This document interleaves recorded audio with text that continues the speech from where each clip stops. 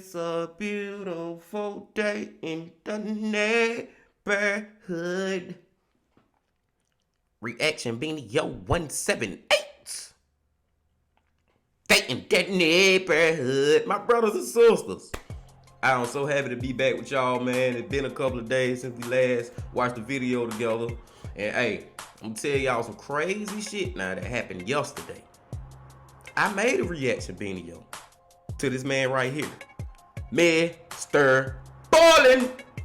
Made a reaction video to MrBallen latest video, y'all. And when I get ready to edit this shit, the recording is fucked up. My camera fucked up some kind of way where it had this annoying ass noise through the whole thing, y'all. So I had to delete it, man. And I hate it, man, because that video is so fire. Y'all still gotta make sure y'all go watch that latest MrBallen video, man. That bit go off, y'all. That story is crazy. And my reaction, man, I had a good reaction to that one, man. So I hate it got deleted, bro. I had to delete it, but it is what it is.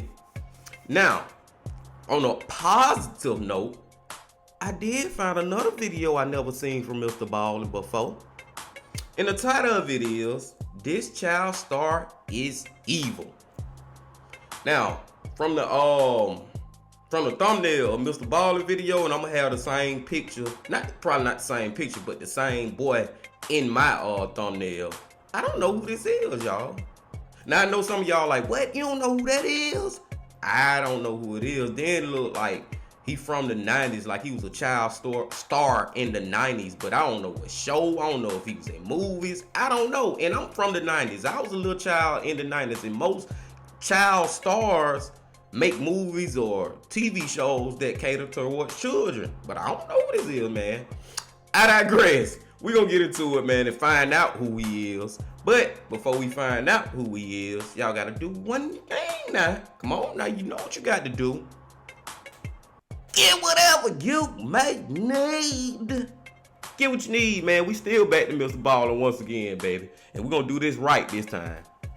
Y'all got what y'all need. Y'all ready to go? Then let's fucking go. Of the hundreds of stories I have covered on this channel, today's story is going to easily rank in the top 5 most distressing I have ever covered.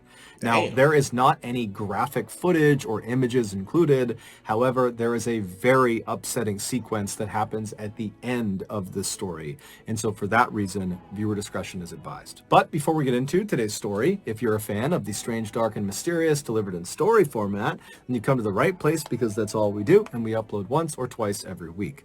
So if that's of interest to you, please take the like button hostage and force them to wash your dishes while wearing a very long sleeve shirt, but don't allow them to roll their sleeves up. Also, please subscribe to our channel and turn on all notifications so you don't miss any of our weekly uploads. All right, let's get into today's story.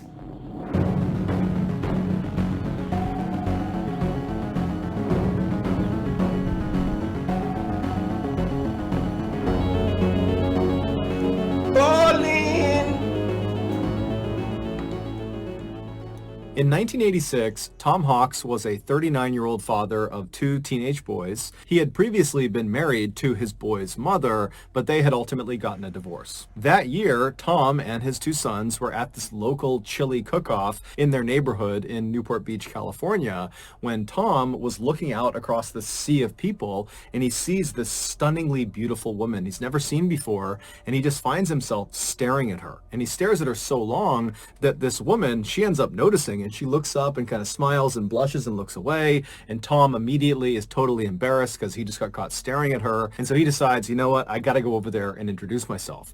And so Tom, who's this totally ruggedly handsome, muscular guy with this incredible mustache, he strides across the lawn and he walks up to this woman and he introduces himself. And she is all smiles and she says her name is Jackie and she's 29 years old and she's single. And from that point onward, those two completely hit it off. They fell madly in love. And just a few years later, in 1989, they got married in front of 150 of their closest friends and family.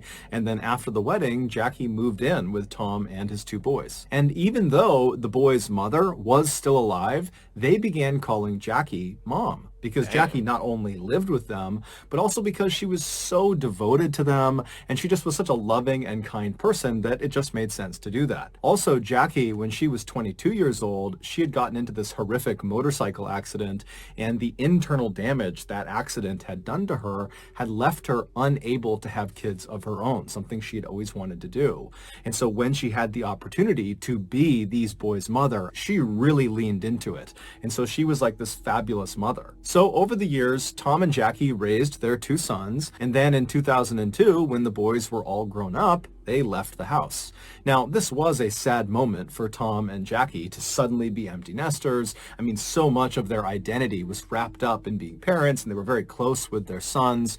But at the same time, they knew this day was coming, and they had actually been preparing for it for several years. They had been putting money aside every single year to prepare for when their sons left, because they wanted to time it so they could retire at the same time. And their idea of retirement was to go buy a yacht and just live on the yacht and sail up and down the California and Mexican coastline. Now, neither Jackie nor Tom were wealthy at all. However, they were very good at saving money and they were very disciplined and they could live frugally. And so over the past couple of years, they really had saved virtually every penny so they could afford to buy this yacht.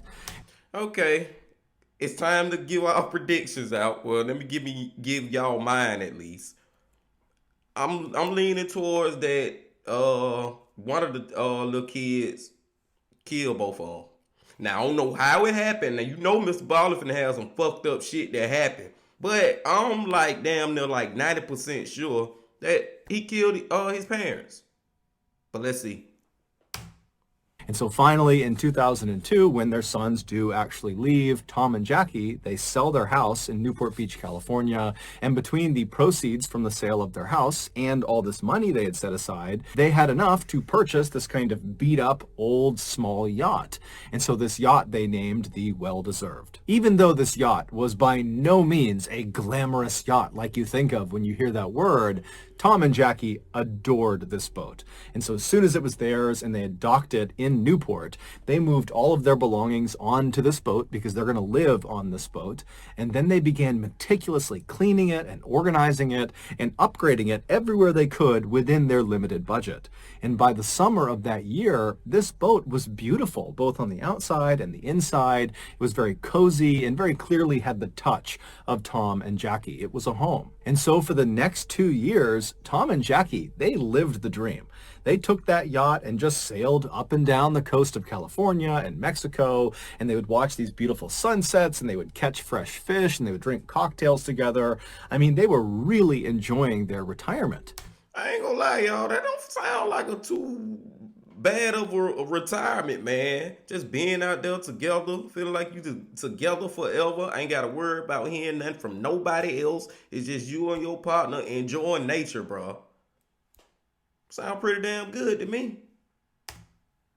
Then, in 2004, they got some unexpected news. One of their sons told them that he was now expecting to be a father. And so this baby was going to be the first grandchild of Tom and Jackie, and they were so excited. Especially Jackie, because remember, she wasn't able to have kids of her own, and she just loved the idea of getting to be motherly again and the idea of getting to hold this precious little baby. And so even though Tom and Jackie were absolutely loving living out on this yacht, they decided that the time was right to actually sell the yacht and then take the proceeds from the sale of the yacht and buy a house on land to be closer to their son and this grandbaby. So in November of that year, the Hawks place an ad in this fishing magazine for the sale of their yacht. They were asking for about $500,000. And very quickly after this ad went live, this young couple who had saved up some cash, they offered to buy it. Tom and Jackie were totally thrilled, and they called their two sons to tell them the good news that they had this buyer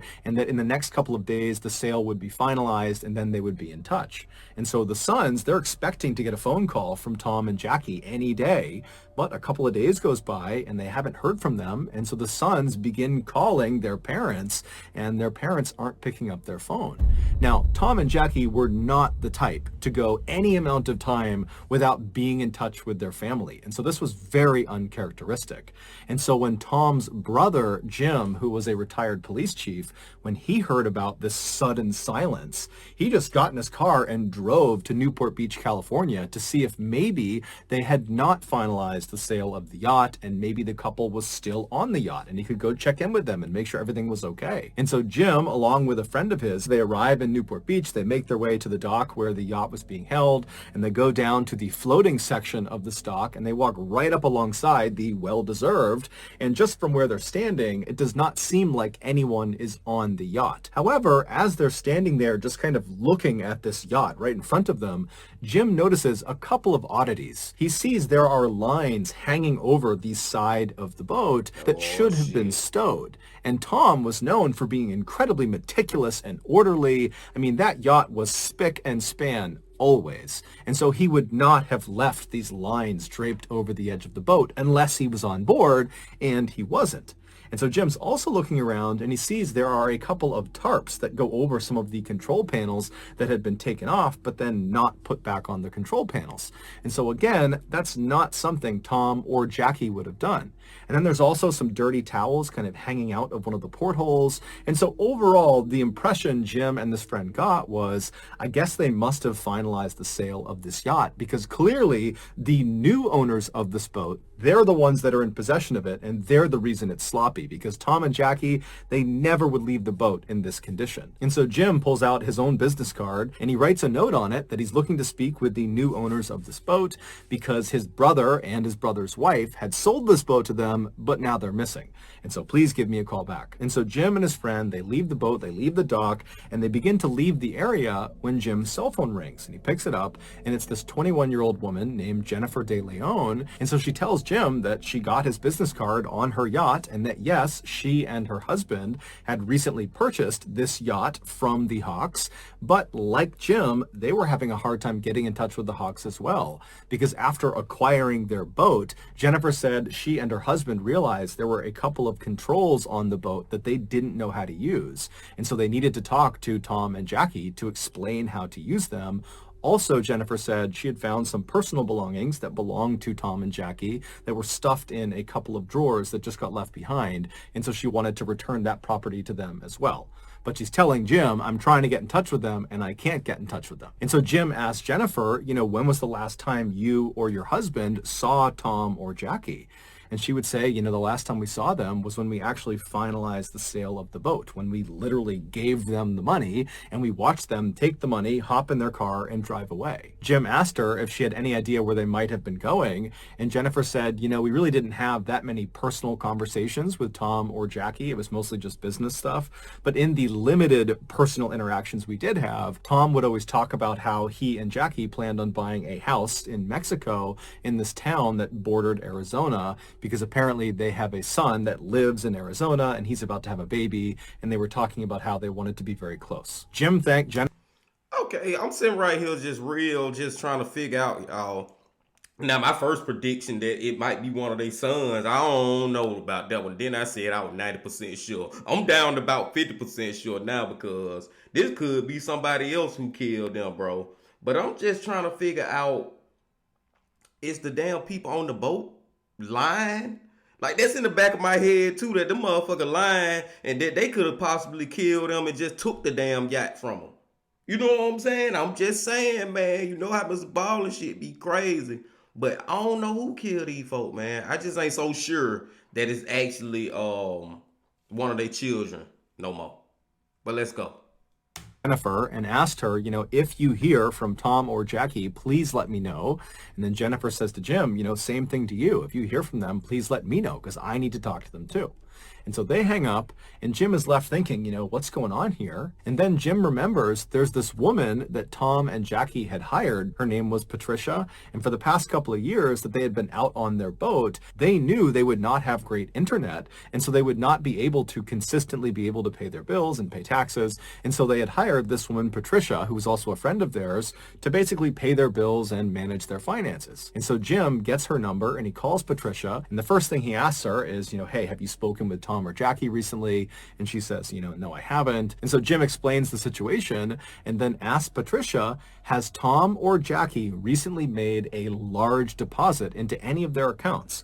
Because just a couple of days ago, they would have received nearly $500,000. Yeah. And so Patricia, she checks the accounts and she says, no, there's been no deposits made. And so Jim and Patricia are talking on the phone, trying to rationalize why Tom and Jackie would not have deposited so much money. And they really couldn't come up with a reasonable explanation for it. And so after Jim hung up with Patricia, he just had a bad feeling about what was going on. And so Jim called the Newport Beach Police Department and he officially reported Tom and Jackie missing. The first thing the Newport Beach Police Department did with this missing person report was to do some digging on the new buyers of this yacht, the De Leons. And when they looked at the 25-year-old husband named Skyler, they discovered he was a felon. He had been arrested and convicted of armed He's a felon, huh? That's why I said, man, these motherfuckers probably lying, bro. They probably killed them damn folks and took their damn yacht. robbery and had spent some time in jail for it. And so naturally, the police were immediately suspicious of Skylar De Leon and really the De Leons in general because they were the last ones to see the Hawks before they went missing. And so they sent one of their detectives down to the dock to just kind of walk around the yacht and just kind of feel it out, see what's going on down there, see if there's anything unusual. And so this detective goes down to the dock, they walk onto the floating section of the dock, and they walk right up alongside the well-deserved. And from the looks of it, it doesn't appear that anybody's on board. And as this detective is kind of looking in the window and just kind of looking around, they think they see what looks like a bloody handprint inside the boat. And so that would end up being enough to get a search warrant. And before long that day, there were police swarming this boat, looking all over it. But it would turn out that was not a bloody handprint. It was actually just some rust. And there was nothing else of significance that was found on board this boat. And so the police are pretty frustrated because they really don't have any leads. And so they contact Skylar De Leon and they say, hey, you need to come into the police station and explain exactly what happened during your final interaction with the Hawks. And so Skylar comes to the police station, he's totally cooperative, and he explains to the detectives that, he saw this ad in this fishing magazine for a yacht. He contacted Tom Hawk and said, I'm interested. The two of them met up and then went out for a sea trial, which is basically a test drive, but for a boat. And during the sea trial, Skylar told Tom that he liked the boat and he wanted to go forward with the purchase. And so on November 15th, Skylar, along with his pregnant wife and his young daughter, and also a notary and another person, a friend of Skylar's that was there just kind of as a witness, they go to the parking lot of the dock right near where the yacht is. And then the Hawks show up, Tom and Jackie, and the De Leons literally hand over a suitcase full of cash to Tom, and then Tom and Jackie with the notary, they signed the sale documentation, basically giving the boat over to the De Leons, and then Tom and Jackie took their suitcase full of cash, hopped in their SUV, and they drove off, presumably to go to Mexico. When the police asked Skylar, how were you able to afford such an expensive vessel, Skylar would tell them that back in the 1990s, he was actually a child star, or kind of. He was an extra on the very popular TV show Power Rangers, and from That's why I looked. I said, hold on, y'all. This Power Rangers, I grew up off this hard. Every morning watch Mighty Morphin Power Rangers. And I'm like, I ain't never seen this dude on no damn Power Rangers. But he was an extra. That's why I ain't noticed it. So that's why. But let's go. Being on that show, he had made a bunch of money and he had set it aside. And as Skylar is telling the detectives this, he kind of just stops himself at some point and he's like, you know what? That's not really the truth. The reality is the reason we had the money to do this is not because of the cash I got from being a child star. It's actually because I stole the money. It would turn out that armed robbery that Skylar was convicted for and spent some time in jail for, that was because he was stealing money from this drug kingpin. And before he was arrested and sent off to jail, he had managed to take the money that he had stolen and hide it. And then after he had gone to jail and got out again, he came back to his hiding space and he just retrieved the money. But this money was stolen drug money, so it was hot. And so he needed to get rid of it. He needed to launder the money. And so that was why he was buying this yacht. He was going to buy it with this dirty money in bulk, in cash, and basically transform this hot, dirty money into this yacht. And then he was going to sell the yacht and get clean money for it. And so the police are totally shocked at this confession because Skylar has just completely incriminated himself in a money laundering scheme. But the police would ultimately say to Skylar, you know what, we're not going to charge you with money laundering because you're being so forthright and helpful with this investigation. And so they let Skylar go. The police would go on to interview Skylar's wife, Jennifer, as well as the notary and also that other friend who had come along for that final sale of the boat who was there as a witness. And so the police interview all three of those people and they asked them, you know, what was your final interaction with Tom and Jackie like? And they all described the same situation of seeing Tom and Jackie taking the suitcase full of cash and then signing the paperwork, hopping in their car and driving off. The only detail that seemed to differ amongst these four people who were there was the way Tom and Jackie were acting. Skylar made it seem like Tom was kind of anxious and paranoid about having all this money, whereas the notary said, you know, Tom and Jackie seemed completely normal to me. After all the interviews with these people who had seen Tom and Jackie last, the police felt like they had kind of reached a dead end and just didn't know what to do next. And so they went to the media and asked them to put out a bulletin that had a picture of Tom and Jackie, as well as a picture of their vehicle, and it asked people to come forward if they had seen them. And sure enough, within a couple of days of this bulletin going out on TV, this older couple in Mexico called the police to say the Hawks SUV is right across the street from me right now. It's parked right on the road. And so naturally, the Mexican authorities, as well as American authorities, they rush to this location and they charge up to the house where this SUV is parked, and they're kind of expecting to find Jackie and Tom inside, or someone that at least knows Tom and Jackie. But when they knock on the door, this guy nobody recognized, someone who was living in Mexico, he comes up to the door and he's looking very confused, and the police ask him, you know, whose SUV is that parked outside? And he said, oh, you know what? I think these motherfuckers still lying. I think they robbed them of that $500,000. Do that make sense? Do that kind of make sense, y'all? He's saying that he basically was trying to launder the money he stored. He was stealing it from a drug cartel and all that. But I don't know if the police actually got records of that money come from a drug cartel. They ain't, you know what I'm saying? They ain't even know nothing about him trying to launder it or whatever. I think they still lying, y'all. I think they stole that money from, they robbed the Hawks when they not only robbed them of their boat, they robbed them. No, how in the hell they gonna steal? They couldn't. Hold on now. They couldn't have been stolen from them. I'm crazy as fuck. This shit got me my head fucked up.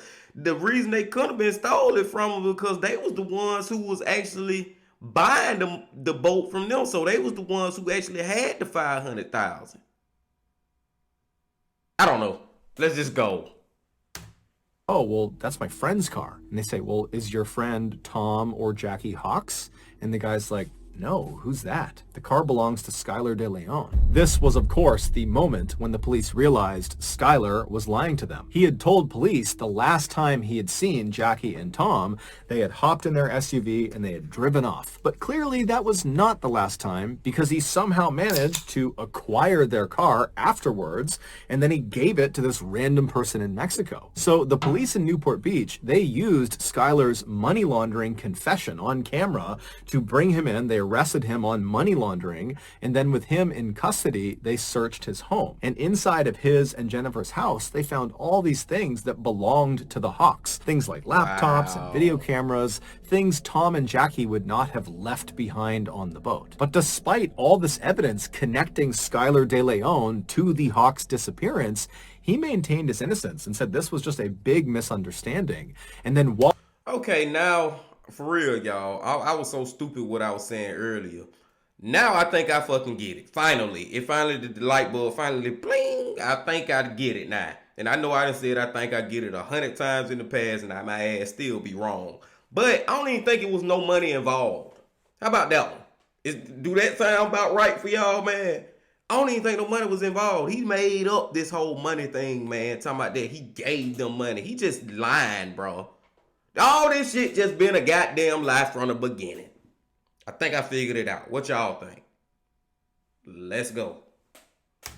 while he was in custody getting grilled by police, his wife, Jennifer, was also saying the same thing, that Skylar didn't do anything. She was even going on talk shows and talking about how this is just one big misunderstanding and Skylar had nothing to do with the Hawks' disappearance, that they are just as concerned about Tom and Jackie as everybody else is. But the police were not buying it. They knew Skylar knew something that he wasn't telling them, obviously. However, they weren't really getting anywhere interviewing Skylar. He was just kind of saying, look, I had nothing to do with it.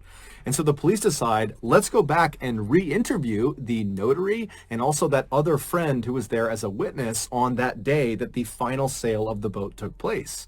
And so they call the notary back into the police department, and the notary is this woman named Kathleen Harris, who's never gotten in trouble in her life, and she's been a very successful notary for a long time. And so she sits down, and they ask her again to describe her final interactions with Tom and Jackie. And once again, she says, yep, they came over, they signed the paperwork, they took their cash, they got in their SUV, and they drove off. But under follow-on, very intensive questioning by the police, Kathleen would finally break. And she would say, actually, I've never met Tom and Jackie in my entire life. I was paid up front in cash by Skylar De Leon to backdate those sale documents that had already been signed. I have no idea what happened to Tom and Jackie. Next, the police went out and got that friend who was also there at the time of the final sale, that witness. His name was Alonzo Mason. And so they bring him in and they ask him, what was your final interaction like with Tom and Jackie? And at first he stuck to the story that, they got the cash, they hopped in the SUV, they drove off, that's all it was. And the police stop him and they're like, we just spoke to the notary and she said she was lying. She wasn't even there. She had backdated those documents. So we know you're lying.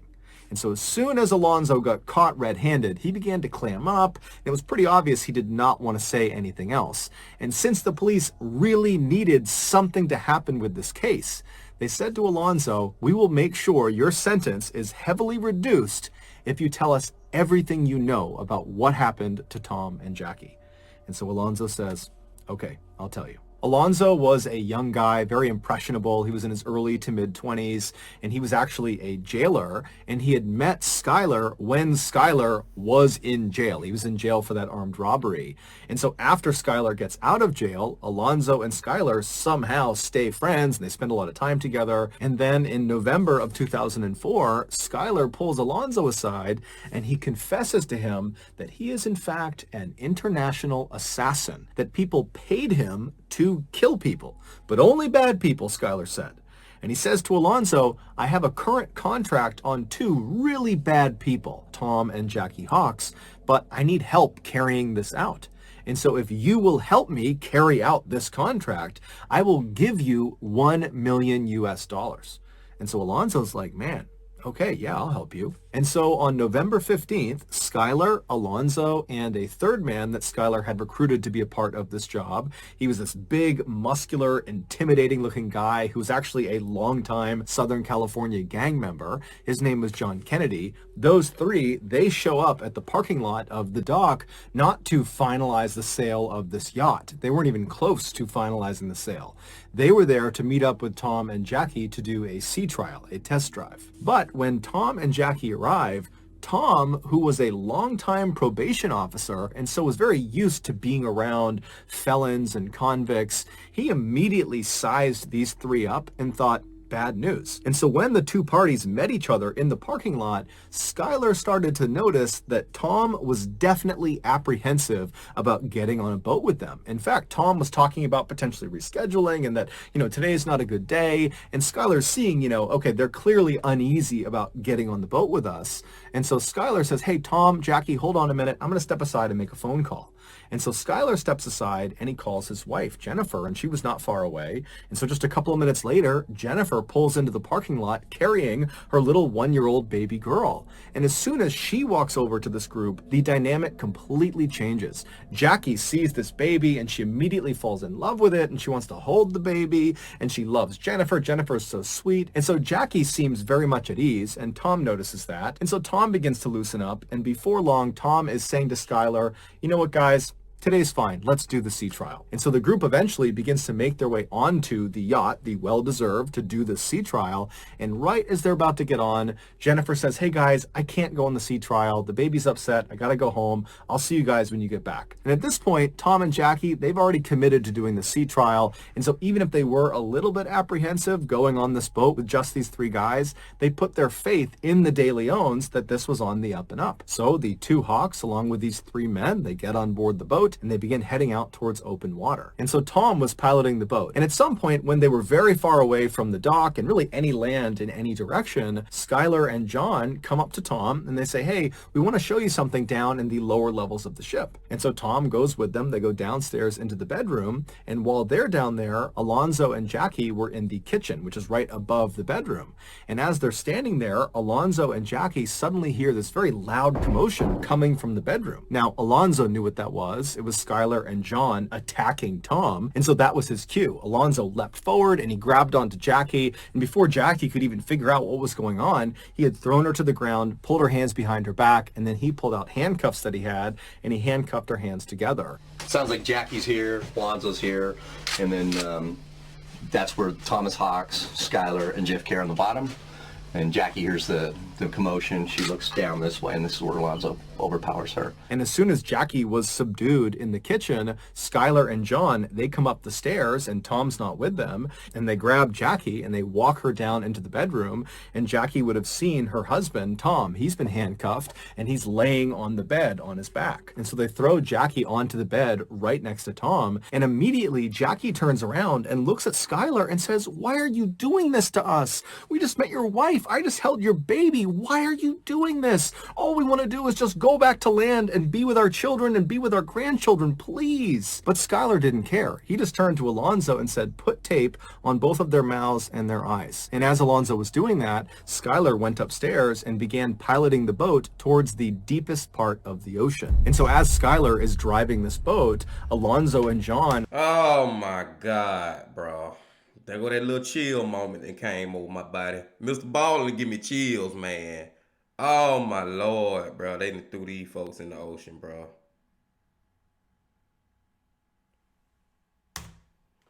are down in the bedroom, and Alonzo remembers looking over at Tom, and Tom was comforting Jackie. He had managed to pull his hand up, and he was stroking Jackie's hand, and he was saying to her, it's going to be okay. No matter what happens to us, we'll be together. Suddenly, the boat stopped because Skylar had reached the deepest part of the ocean, and he called down to John and Alonzo to bring Jackie and Tom up onto the deck. And so Alonzo and John do just that. They march Tom and Jackie up the steps.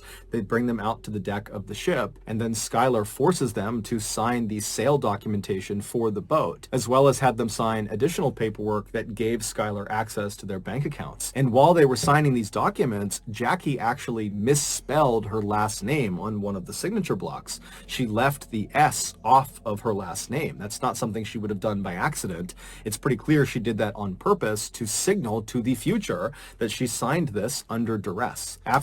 She was smart as fuck to do that. Shout out to Jackie, man.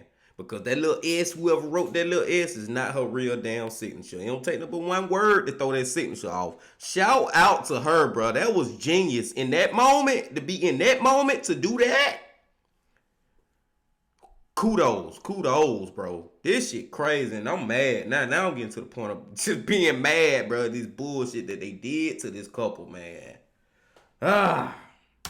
After all these documents were signed, the three men led their two captives to the back of the boat. And then once they were standing at the back of the boat, Skylar tells Alonzo, in earshot of Jackie and Tom, to, hey, go to the front of the boat and get the anchor. And so Tom and Jackie, they know that whatever's going to happen to them next, it's not good.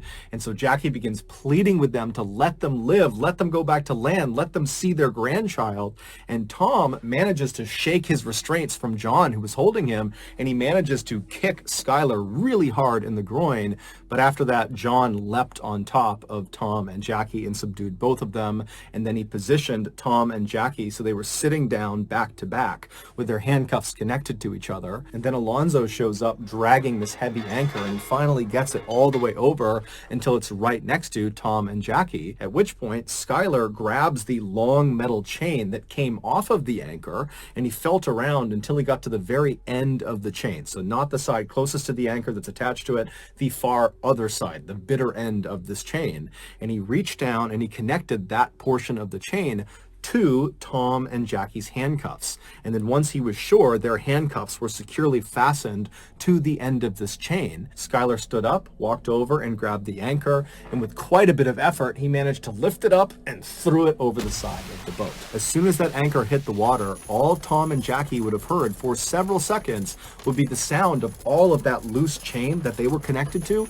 being rapidly pulled off the boat and being sucked down into the water. And so that chain was going up and over this wooden railing, and so all they would have heard is just chain links grinding over the railing until finally the anchor pulled the chain tight, at which point it yanked Tom and Jackie towards the side of the boat. Alonzo would say when this happened, Jackie's head struck the inside of the side of the boat so hard it made this very loud, audible cracking sound. And then Skylar, Alonzo, and John just stood there as Tom and Jackie desperately tried to fight against the weight of this anchor that was trying to pull them off of the boat. Tom was trying to hold on to anything he could to try to hold his wife in place, but eventually the weight of this anchor combined with the movement of the boat was just too much. And so Tom and Jackie were very slowly pulled up and over and off the boat into the water. When they hit the water, they would have been fully alive, fully conscious, as they began their rapid descent to the bottom of the ocean,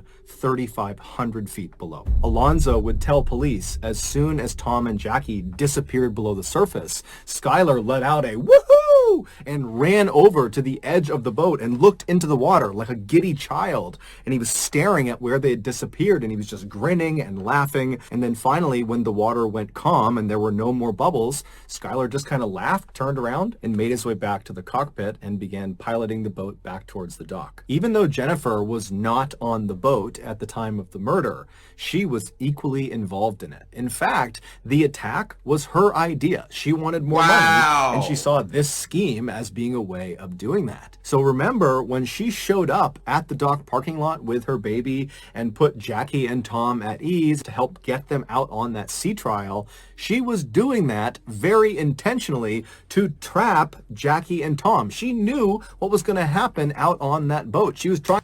And I was trying to give this bitch the benefit of the doubt a little bit, y'all, in my head. I'm thinking, like, maybe she don't even know that her husband was doing this shit. She don't know that her husband was basically using her to help soften up the Hawks so they could actually go out on this sea trial. Come to find out, this bitch, she all in on the damn plan, bro. I should have known. Because she knew that, she knew how they had acquired this boat. You know what I'm saying? She was in on the goddamn conversation before the conversation on the story way back when they were talking about they had met them and just gave them money, and then they just seen them go off. And they don't know where they went. She was in on that whole story. So the bitch been lying. This shit fucked up. Trying to get them to go so they could be murdered and they could steal their boat. And when Skylar was out on the boat before, during, and after the murders, he would step aside and call Jennifer to let her know how it was going and kind of get her feedback and ask for advice about what they should do next. With that in mind, one of the darker elements of this case has to do with the video camera that was discovered inside of Jennifer and Skylar's house. It was the Hawks video camera, and they had used it over the past couple of years to document their travels out on the ocean. And so when the police acquired this video camera, they played the tape that was inside of it. And at first, the tape shows Jackie filming the inside of the well-deserved yacht, and she's talking about how sad it was, that this is probably one of the... Time out. I know MrBallen ain't finna tell me what I think he finna tell me. Tell us. I ain't gonna even say what it is. Are you fucking kidding me? last times they'll be inside of this boat, but she and Tom are so happy because they've found buyers who are going to take great care of this boat, and they're excited about the future, they're excited about their grandchild, and then suddenly this footage of Jackie inside of the boat just totally cuts, and it jumps to Skylar and Jennifer at Thanksgiving dinner that year, playing with their daughter and just having this great time, meaning just days after Jennifer and Skylar murdered Tom and Jackie in the worst way imaginable, they took their camera and just began using it for their own lives, recording their own life over the memories of Tom and Jackie. Jennifer and Skylar truly didn't care at all about what they had just done. Alonzo would ultimately be sentenced to 20 years in prison. He would have gotten a much more severe sentence, but because he provided all of the details of what happened and he was promised a reduction in sentence, he was only given 20 years. Jennifer would be sentenced to life in prison without the possibility of parole, and John Kennedy and Skylar were sentenced to death. Oh, hell yeah. So that's going to do... Man, you ain't gonna never find they bodies, bro. That ain't happening, man. That's over with, bro. Anchor. These folks had an anchor tied to, bro. Man, that's some being in a situation like that, I can't even imagine in my head, bro. Like, you can't even fathom it. Knowing you about to die in one of the worst ways possible. Not only are you drowning, but it's the way that you being drowned. It's the knowing that this anchor is hooked to you, and you know after all that chain go off that boat, it's over with, and you going down with it. Oh my God, bro. This one here fucked me up, man. It fucked me up just because of the fucked up shit they did. Then at the end, when I was like, man, I know MrBallen ain't finna say what I think he finna say. These motherfuckers took their camera and just started recording, like, don't care at all, bro. No regard for human life, bro. Just don't care that bad, bro. Then they was sloppy with their line and all that shit. They was sloppy with this shit on a whole lot of ways, bro. The shit that they were doing, man, like that shit was gonna eventually catch up with you, bro. You well, not you, but you having the lady backdate the documents and all that. Like, bro, certain shit will go end up catching up with you, bro. The police look hard enough. You gonna end up getting caught in them lies. But I ain't gonna lie, at the same time, y'all, this shit had me fucked up throughout the video for the most part, because I started out thinking it was gonna be one of the children who killed the hogs. Come to find out it wasn't, and come to find out, goddamn, the way that, like MrBallen said from the beginning of the video, the way that they died was just crazy as hell, bro. And come to find out, all that talking about the money and this and that, all that shit was lies. Oh my God, I digress. I ain't finna keep going, man. Y'all know how I can do with these MrBallen videos. I can keep talking to y'all for real. Gonna let y'all get up out of here, man. Please hit that like button, comment, subscribe, and all that good thing right there. And come on back for another reaction video.